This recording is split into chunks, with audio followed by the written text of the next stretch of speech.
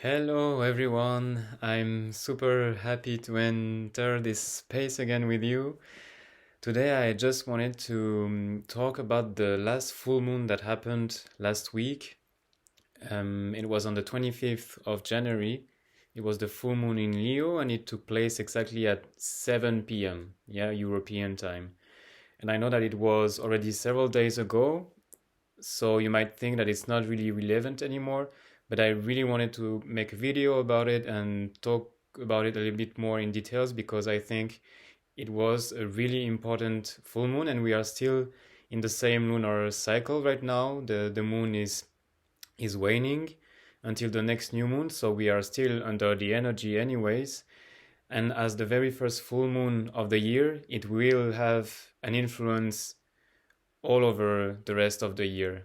So at the same time, Pluto entered Aquarius, so it will also influence the entire Pluto period that we will have in the next 20 years. So that's why I think it's very valuable to still talk about it and to give you my own insights and what I think about it, how I interpret it. And so I will go through a normal reading of the full moon.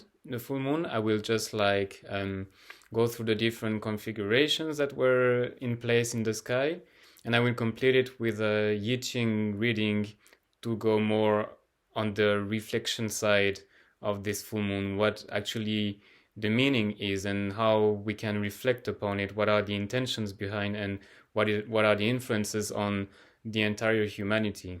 What is the purpose for us as human beings?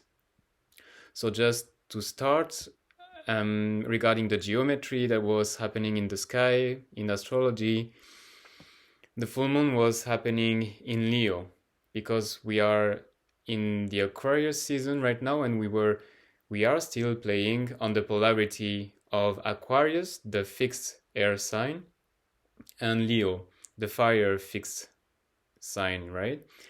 So this full moon was specifically very powerful for the people that were born under a fixed sign, which are Taurus, Leo, Scorpio, and Aquarius, or the people that simply have many planets in those fixed signs. Yeah.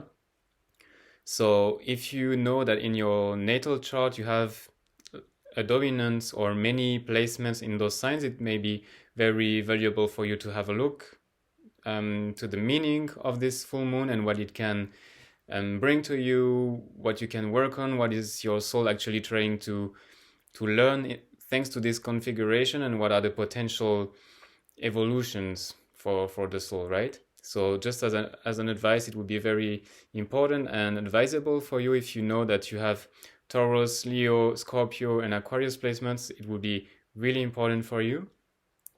And so as you might know already, a full moon is kind of an illumination. It's illuminating the part of your natal chart where it's standing. So you might have a look at the Leo part of it. And Leo is all about the expression of the self, the actualization of the self, of the ego.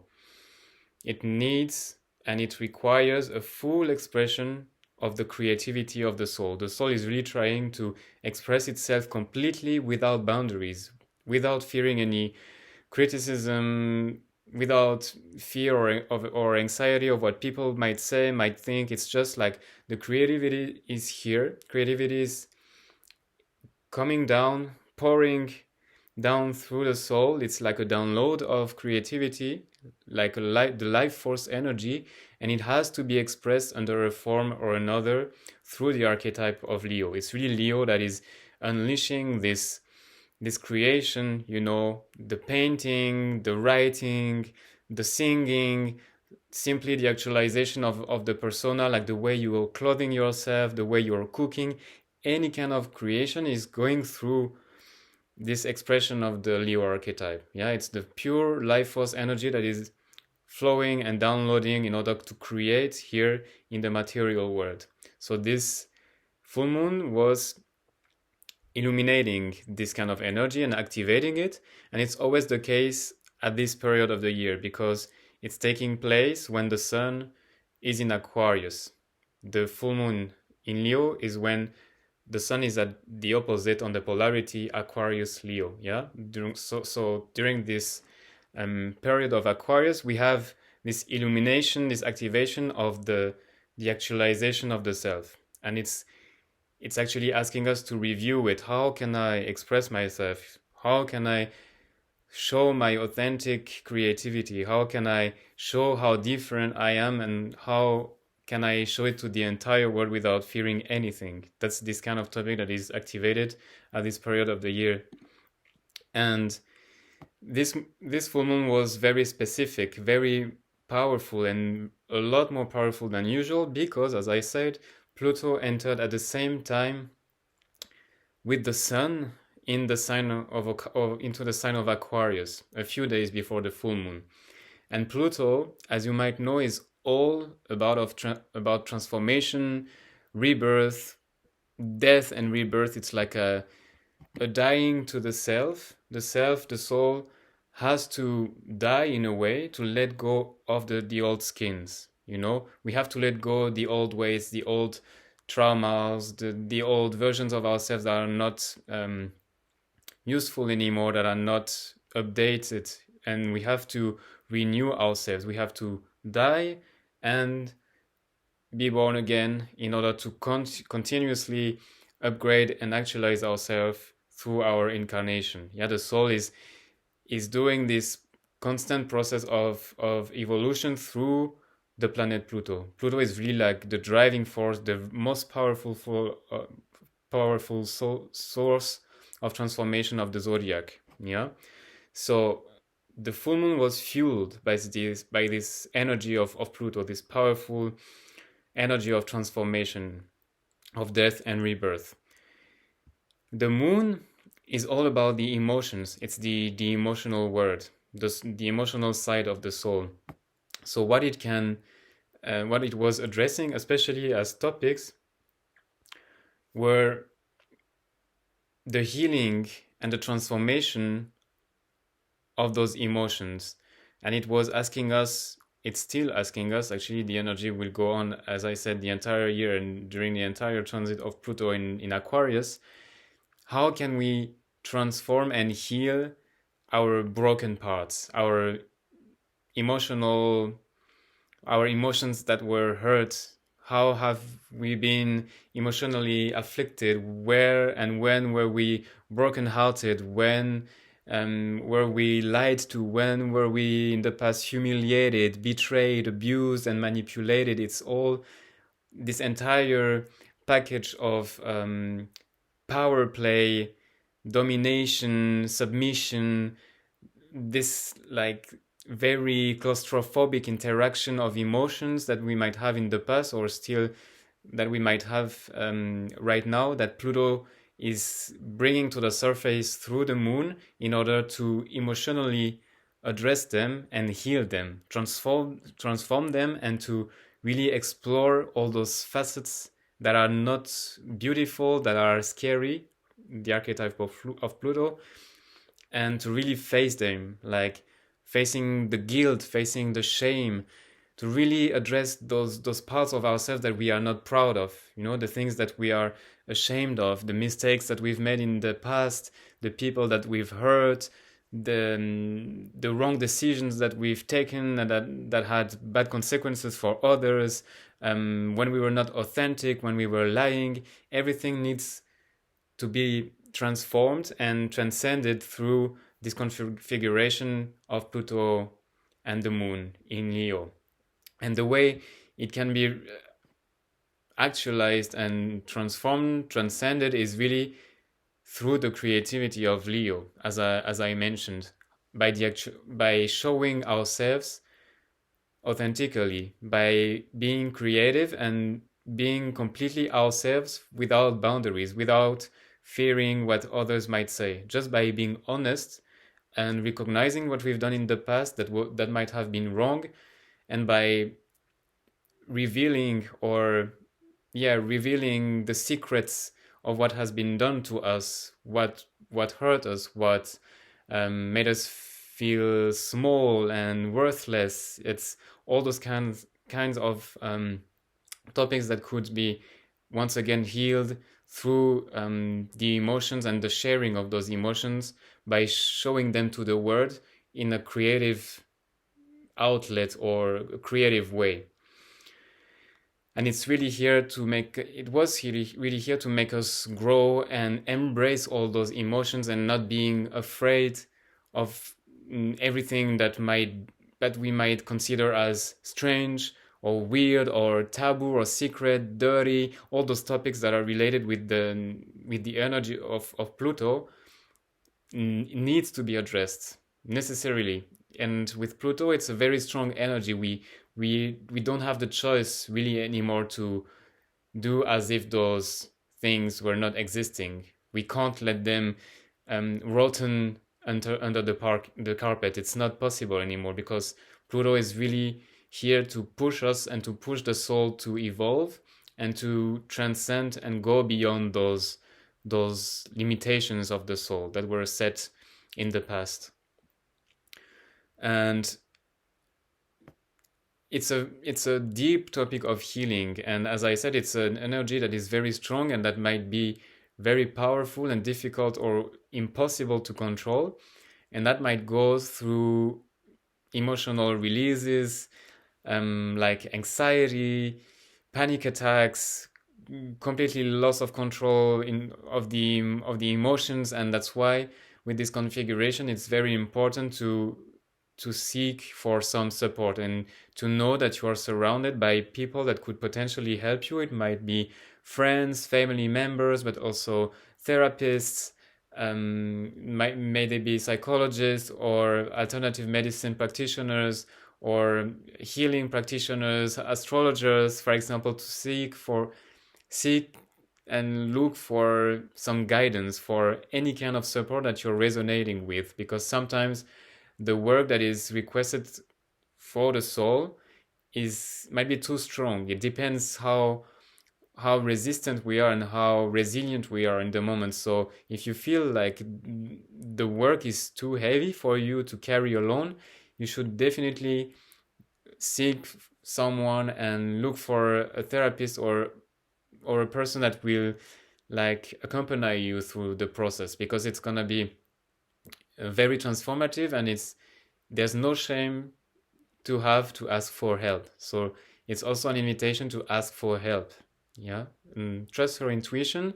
If you really set the intention to find someone that will help you go through the process, you will find the right person for you. But really follow your intuition and your gut feeling when you are meeting with any kind of therapist or coach. Like, be very present and ask yourself if it's really the right person for you, because we might be also very disappointed, and this kind of energy is also playing, as I said, with all the kinds of manipulation and power plays. So we might be attentive also to this kind of potential negative energies. Yeah. So that's the base of the configuration that was happening under this full moon in Leo. And as I said, I'm gonna go through the different parts of the geometry that was present in the sky. So now I would like to talk about the fact that at the same time, Jupiter, the planet Jupiter, was squaring the moon that was in Leo and the sun and Pluto that were in Aquarius. And Jupiter is the planet of the expansion, of the spiritual evolution of the soul also. Like, the planet that is pushing us to seek for a meaning. What is the meaning of life? What is God? What is life actually? All those spiritual questioning is coming with the planet Jupiter, and it's also the planet of expansion, as I said, and where we can become bigger, inflate and grow bigger. And so it was in a friction with the moon and Pluto and the sun in Aquarius, and it was actually in the sign of Taurus. Taurus is the sign, a fixed sign also, that is very simple, that wants a simple life, that doesn't want to make too much noise. It wants peace and control. And with the emotional the big show of emotions that was displayed on, or trying to be displayed with Leo, there was this kind of friction. And invitation with Jupiter in Taurus was actually to sit down maybe and to meditate upon also those emotions at the same time and go through the body. Taurus is the body, to expand through the body and allow this release of emotion, this emotional work to flow through the body. Because in any case, even this, like the spiritual evolution, any kind of evolution of the soul is going through the body. We first need to take care of this incarnated body. We are evolving in the 3D world, in the materialized world, in the manifested world. So we have first to take care of the body and be sure that this envelope, that this vessel that is accompanying us in this incarnation is healthy and able to integrate all the changes, all the releases that it needs to go through at the moment, with this strong energy of Pluto and the moon in Leo, as I explained.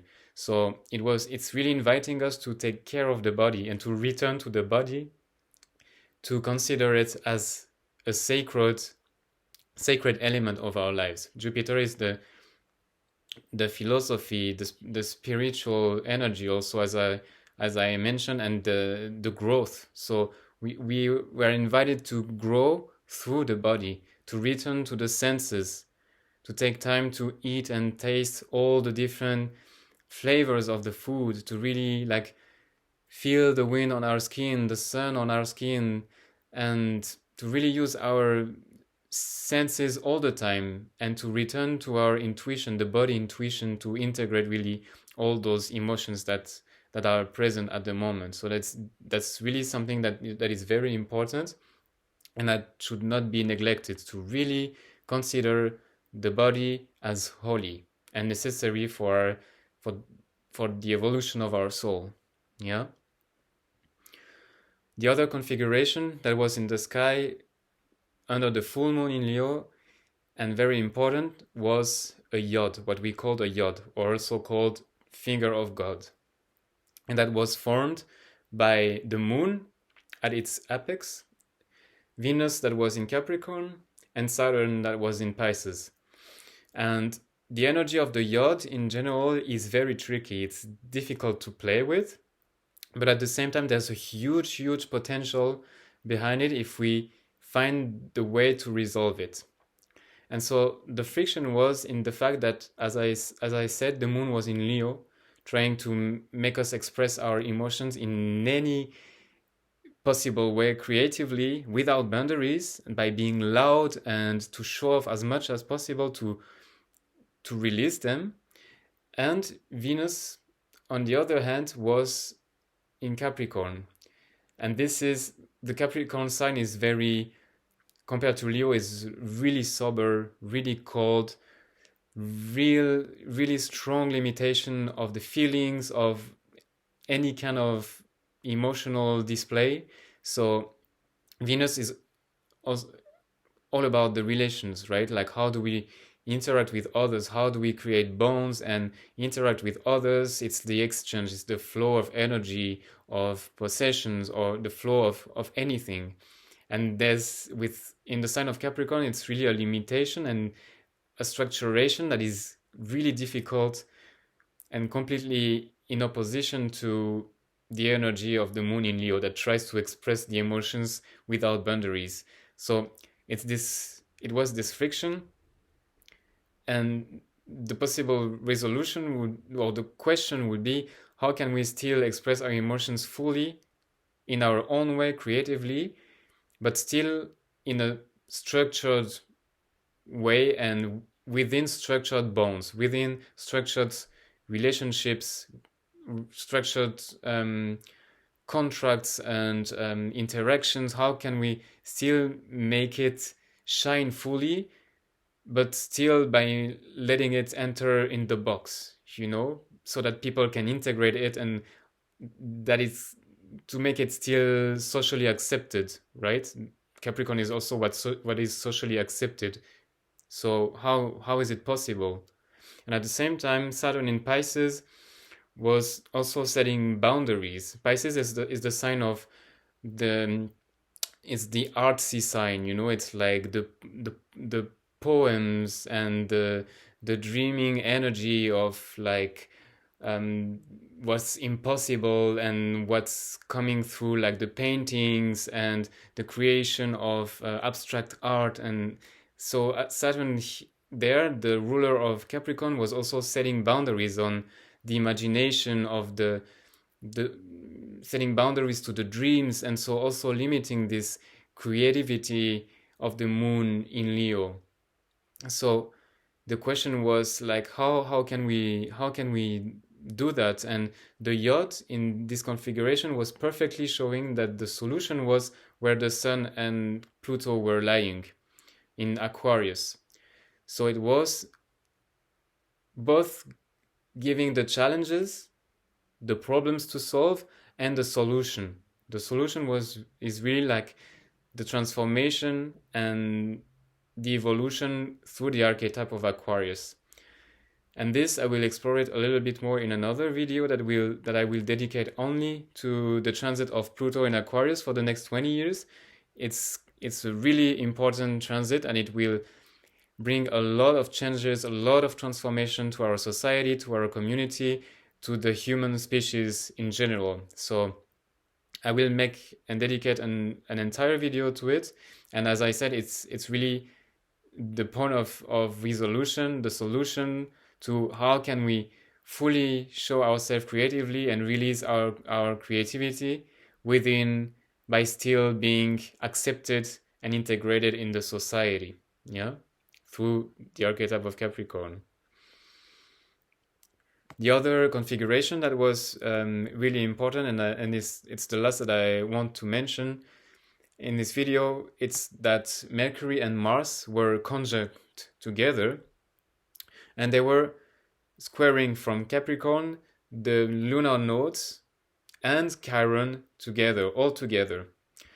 The nodes, and the north node was in Aries together with Chiron, and this was really, it's really beautiful because Mars is the warrior energy, right? It's the energy that is pushing us forward, that is full of drive and courage and assertiveness. And together with Mercury in the sky, it gives us this courage to communicate. Mercury is the planet of communication, right? Talking, writing, any kind of communication mean. It was giving us this strength, this courage to address the topics that are difficult and that are related to the deep wounds of the soul, yeah, through Chiron, and through deep karmic blockages through the lunar nodes. So really, Mars and Mercury were both together supporting the release of those old blockages that might be really old and coming from old past lives, for example, and really related to the wounds of the soul that needs to be transformed in this incarnation in order to become also ourselves teachers for others that have similar wounds, and to help them by resonating with them to solve their own karmic blockages and challenges. So really, there was the entire geometry of this full moon was both showing the challenges, the solutions, and having a really supportive energy full of strength and courage through Mars and Mercury to actually talk about it, talk about those emotions, talk about those wounds and those old traumas, to put them on the table and to express them completely creatively. So that's why I really wanted to make this video and talk about it, because when you think about it, it was an amazing and beautiful full moon, and symbolically it's really showing a lot what the sky is trying to plan ahead for all of us as human species on Earth for the next 20 years. And so that was the normal part that I usually do when I'm presenting, like what is the configuration astrologically, what's happening under the full moon or the new moon or any kind of astrological event. but I also wanted to complement it now with another art of reflection, let's say, that I will integrate in my work from now on, most of the time. And this ancient art is called the Ching. It's called the Book of Mutations or the Book of Change, and it's really helping us to ask questions about all kinds of topics in order to understand ourselves better. So it's like also a self work, shadow work, exploration of the self, evolution of the soul. It's really helping us to reflect philosophically on our own path. What is actually our soul path? And it's having really beautiful and insightful answers, and that's why I really want to integrate it from now on in my readings and in my interpretations, because it's extremely valuable, and I really recommend everyone to use this beautiful tool that comes from China. It's 3,000 to 4,000 years old, and it's full of wisdom, really. So I made a reading asking what is actually the meaning of this full moon in Leo. What is this full moon in Leo really showing us? Where are we going with this full moon as a human species? And so the first answer that I got was through the hexagram number 25, that is called innocence, or the unexpected, the unforeseen. And it has to deal a lot with, as it's clear in the name, what's unexpected, what we can't plan ahead, what we can't foresee. And it's inviting us to understand and to really integrate in our daily life the fact that everything in the end might be kind of a chance or very, very much randomly happening. And even if we do our best to structure our daily life and to plan ahead everything that we want to do, there is always a possibility that something happens in a different way. And so, as Carl Jung was saying, for example, Carl Gustav Jung, the famous psychologist and psychanalyst, he was emphasizing the fact that the unexpected and the unusual are actually integral to life. They are present to life. It's what makes life complete. And there is this strong notion here with this full moon in Leo that is set for the entire year and for the next 20 years, according to me, to really get used to the fact that life is gonna get more and more every day unpredictable, more and more unpredictable, and we will have to let go actually to stay very flexible and very alert, very adventurous, and ready at any moment to act in front of a situation that was completely different from what we expected at first. And especially the way this hexagram presented itself to me, well, it was a changing hexagram, so it was guiding me to another one that is called the fellowship, and it's the number 13, and that is related to our relationships to others. So the topic of the unexpected is globally activated for all of us as a humanity, so that we get used on a daily basis to face challenges and situations that will get less and less controllable and understandable.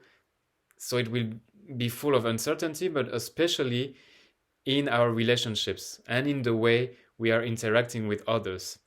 So it's what really the second hexagram of the reading of I Ching was bringing, is that we are going to really pay attention to our relationships, and this is really fully the archetype that is activated through Pluto in Aquarius. And with this full moon in Leo, what was really activated in Leo through this hexagram, with the interpretation of the hexagram, is that we can't really create bonds with others that are healthy if we are not really ourselves. Yeah, but at the same time we can't really be ourselves completely. We can't individuate and be the full unique expression of the self if we are not meeting the others, because they are also the mirror for us, right? And I wanted to quote another writer, another philosopher, that is who's Boris Cyrulnik, and he was saying that without the presence of another, we cannot become ourselves. Actually, we really need constantly to interact with our friends, with our family, with the society, with the group, in order to actualize ourselves and to individuate. We become the unique version of ourselves by meeting the other. So it's really a challenge, actually, that is brought to that was brought under this full moon, to understand the challenge of asserting ourselves, right? The central challenge in the end is not to harmonize with others and to be all the same, to think all the same, to do all the same, but to really have the energy to assert oneself, right? And to stay strong on our positions, to face the others, and to still be able to work together, to articulate our differences so that it still works, right?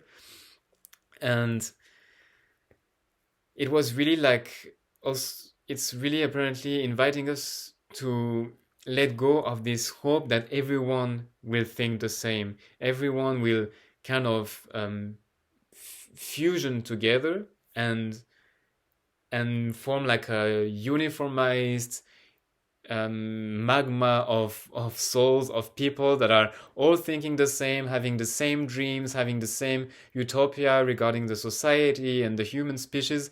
No, it's not gonna happen. It's actually really showing us here that we are gonna have to play with uncertainty, everything that is unexpected and unforeseeable within our relationships with people. And for that, we will have to stay strong in our own expression of the self, as I say. So through the illumination of the moon in Leo, the full shining of the lion, your full expression without boundaries of the self, once it's strong, once we are able to let this sun of the Leo archetype shine without boundaries, even if the presence of others and even if their sun is shining in a completely different color, in a different intensity, in a different direction, how can we still bring those suns together and make it work as a human species? By accepting that all creative outlets, how all expressions of the soul are unique, completely different, unpredictable, and we still have to make it work. How are we gonna make it work? And this is the invitation of this hexagram of the fellowship, the number 13, is really showing that we are not gonna be able to do it by just staying in our room alone, meditating and defining our own creativity. Okay, I'm shining in this way. This is my true self. But we won't be able to advance and go further if we stay on our side. We will have to do, as they say in the book, to cross the river, to cross the great river that symbolizes leaving one shore, one bank of the river, and go to the other to see what's happening there, and to really meet the other on the other side of the river and see how it works, how it expresses itself, how it is, what the creativity is, what are the different facets of it, and how can I still shine, let my sun shine, while trying to understand how they are doing on the other side of this river, right? On my side of the river, there is one entire world. That's my world, with its own values, its own dreams, its own rules. What's happening on the other side of the river? So we have to cross this river, go on the other side, and see what's happening in order to be able to meet the other in between, and to build a bridge then over this river, to still be able to communicate by acknowledging the presence of the other and still letting it shine without imposing our own light, right? Our own creativity, our own beliefs, our own system of values. How can we make it happen? This is like the topic that is activated for 20 years again, as I mentioned. And so if I want to summarize the meaning of this hexagram, the number 13, the fellowship, the meanings were the confrontation with a reality that is different from ours, the difficulty in positioning ourselves in front of others, letting go of the hopes of fusion, as I said, like to stop being naive and thinking that we will all at some point be the same and think the same in order to do the same all together. That's not gonna happen, and it's the meaning of this hexagram. There's the necessity of being assertive and stay strong on our positions to face the others in their creativity and their expression of the self.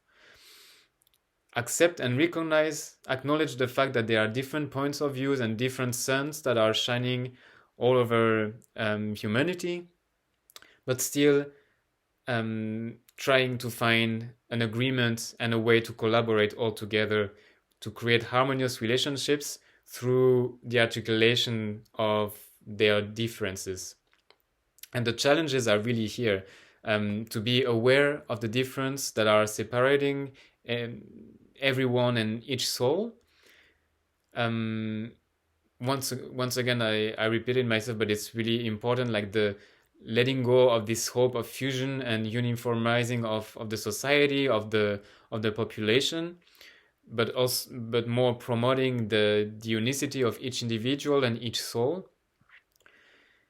Very important to acknowledge the fact that the other are not serving us. They are not at our disposal, and we are not at the disposal of others. We are here for an exchange, but not to be constantly in a power play of submission, control, or domination. So there is this difficult energy of Pluto that is playing out and that we will need to address as a challenge.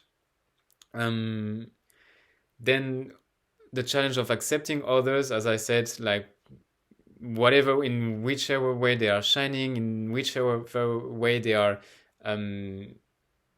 actualizing themselves, and learning to fit together all those differences. How can we create a harmonious galaxy of different suns, different stars, by still accepting the fact that we are all different, and to clarify a little bit the meaning of what is fraternity and network and society. Like, this is what we will address in the next video about Pluto in Aquarius. As I said, we will go a bit deeper in this signification, but it's basically what I wanted to mention with those two hexagrams.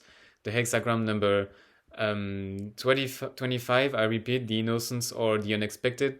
How are we gonna play in a word and evolve in a word that is gonna become more and more uncertain and changing completely, really, really fast all the time? How are we gonna play with this uncertainty, and especially in our relationships with others, integrating the fact that everyone is unpredictable in our relationships, and that they are unique soul on their side. They do what they want, what they can actually, and we can't force them to fit into the box of our own planification. How are we gonna play this? And with the hexagram number 13, it's really the fellowship that is helping us to dive deeper into this meaning of how can we still be ourselves and assert ourselves and stay strong on our positions without diminishing the light of others, to come together and play together as a group, as an army, working and fighting for the same values and hopes and utopias. Yeah.